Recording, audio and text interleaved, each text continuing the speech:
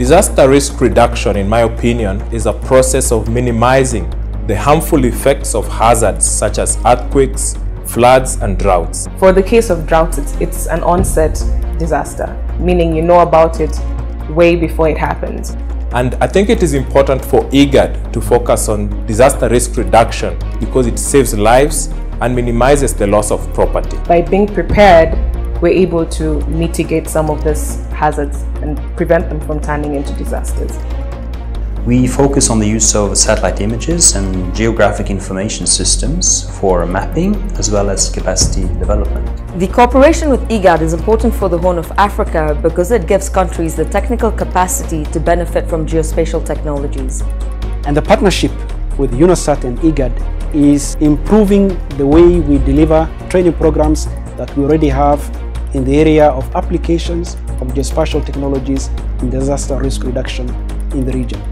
Countries in the region are very hands-on, and it is impressive to see how partnerships and knowledge sharing is strengthening an understanding of geospatial technologies for disaster risk reduction. Because with these technologies, we can know where the risks are, their magnitude, their frequency, and exactly prepare plans for these disasters much better. The main advantage of geospatial technologies, one, it allows us to be able to create a lot of programs that we have not been able to do so before.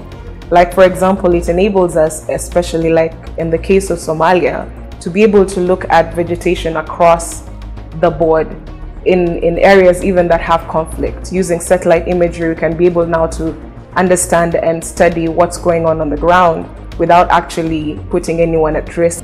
One key challenge that I see is the expense of high-resolution satellite imagery and lack of awareness of decision makers on the capabilities of this tool for disaster risk reduction. We have done 3 trainings so far, and each and every one of these trainings have been done in collaboration with the RCMRD. UNOSAT training methodologies focused on learning by doing. So the different training events delivered this year for IGAD were structuring different sessions and modules where participants were exposed to concept and JS methodologies with the hands-on and practical lab exercises. My institution produces climate information.